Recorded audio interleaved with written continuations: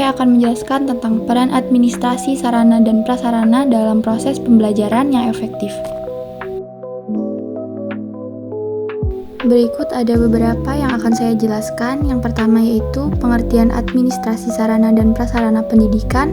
Yang kedua, fungsi dan tujuan administrasi sarana dan prasarana pendidikan. Yang ketiga, peran guru dalam proses pembelajaran administrasi sarana dan prasarana dalam mendukung proses pembelajaran yang efektif. Yang keempat, yaitu ada kendala dan solusi. Selanjutnya, saya akan menjelaskan pengertian administrasi sarana dan prasarana pendidikan.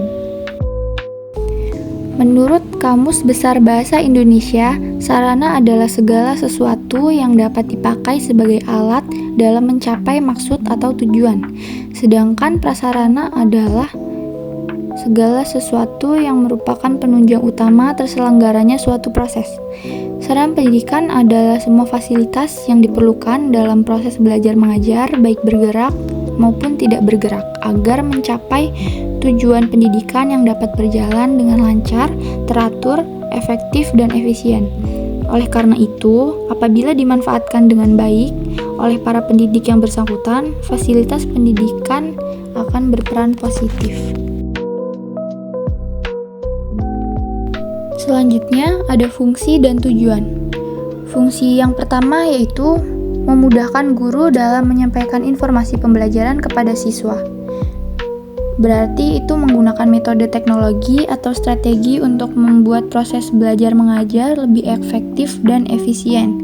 Contohnya, menggunakan media pembelajaran interaktif, membuat materi pembelajaran yang jelas dan terstruktur, menggunakan teknologi seperti aplikasi pembelajaran online, terus meningkatkan komunikasi antara guru dan siswa. Yang kedua, membantu siswa memahami konsep pembelajaran. Berarti menggunakan strategi dan metode untuk membuat materi pelajaran yang lebih jelas, mudah dipahami, dan relevan bagi siswa. Contohnya itu seperti menggunakan contoh nyata dan ilustrasi, terus membuat analogi atau perbandingan. Selanjutnya, menggunakan media visual seperti gambar, video, atau animasi, dan lain-lain. Fungsi yang ketiga yaitu untuk mempercepat proses pembelajaran. Fungsi yang keempat yaitu menjembatani pemahaman siswa terhadap konsep konkret dan abstrak.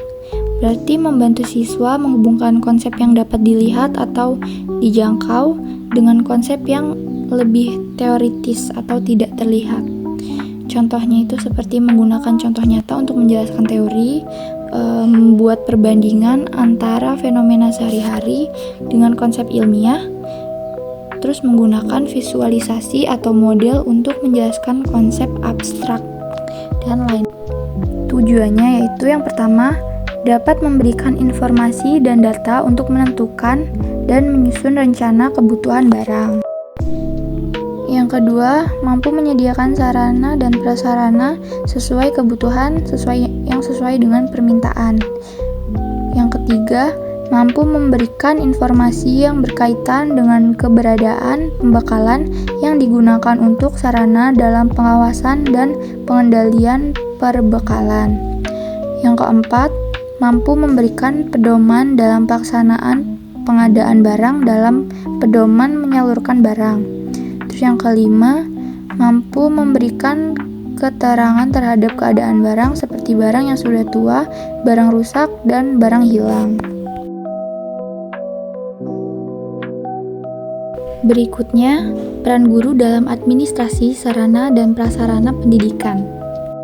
Yang pertama, terlibat dalam perencanaan pengadaan alat bantu pengajaran, seperti mengidentifikasi kebutuhan, memilih alat bantu, mengintegrasikan dengan kurikulum, lalu menggunakan alat bantu secara efektif, evaluasi, dan penyesuaian.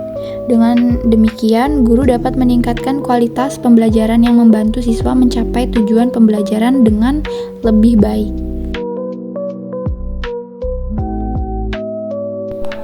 Adapun kendala dalam proses pembelajaran administrasi pendidikan. Yang pertama, kurangnya pemahaman konseptual.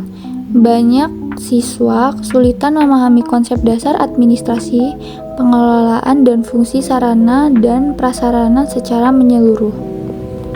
Seperti kurangnya pemahaman tentang manajemen organisasi, lalu kurangnya pengetahuan tentang proses administrasi, selanjutnya kurangnya kemampuan untuk menganalisis dan memecahkan masalah administrasi.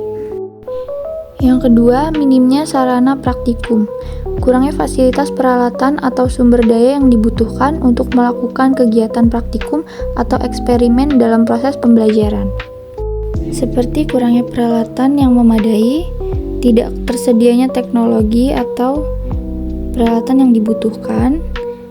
Selanjutnya, keterbatasan ruang atau fasilitas untuk melakukan praktikum. Yang ketiga, keterbatasan sumber daya pengajar. Seperti kurangnya jumlah guru atau pengajar yang berkualitas, lalu keterbatasan pelatihan dan pengembangan profesional bagi guru, selanjutnya kurangnya akses ke sumber daya pembelajaran seperti buku, teknologi, atau fasilitas lainnya. Yang terakhir, keterbatasan anggaran untuk mendukung kegiatan pembelajaran. Yang keempat, ada motivasi belajar yang rendah. Seperti kurangnya minat pada materi pelajaran, kurangnya tujuan yang jelas, kesulitan dalam memahami materi, lingkungan belajar yang tidak mendukung, dan kurangnya dukungan dari guru atau orang tua. Solusi dari kurangnya pemahaman konseptual.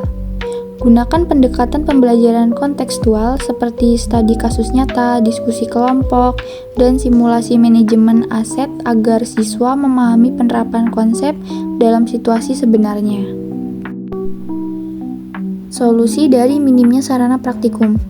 Sekolah dapat menyediakan laboratorium, administrasi, atau menggunakan simulasi digital dan software open source untuk pelatihan administrasi, barang, dan inventarisasi. Selanjutnya, ada solusi dari keterbatasan sumber daya pengajar. Berikan pelatihan atau workshop rutin bagi pengajar agar mereka memiliki pemahaman terkini tentang manajemen sarana dan prasarana, termasuk pemanfaatan teknologi.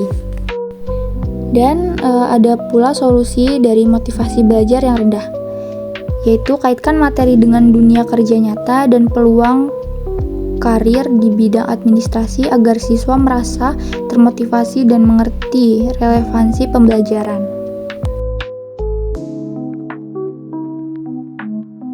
Kesimpulannya adalah, sarana dan prasarana penting untuk mendukung proses belajar. Sarana membantu mencapai tujuan, sedangkan prasarana mendukung kelancaran kegiatan. Fungsinya untuk memudahkan guru mengajar dan siswa memahami pelajaran. Tujuannya adalah merencanakan, menyediakan, mengawasi, dan mengevaluasi kebutuhan serta kondisi barang yang digunakan dalam pembelajaran. Guru berperan dalam mengelola sarana dan prasarana dengan ikut merencanakan, memanfaatkan, merawat, dan mengawasi penggunaan alat bantu pembelajaran dan alat praktik siswa.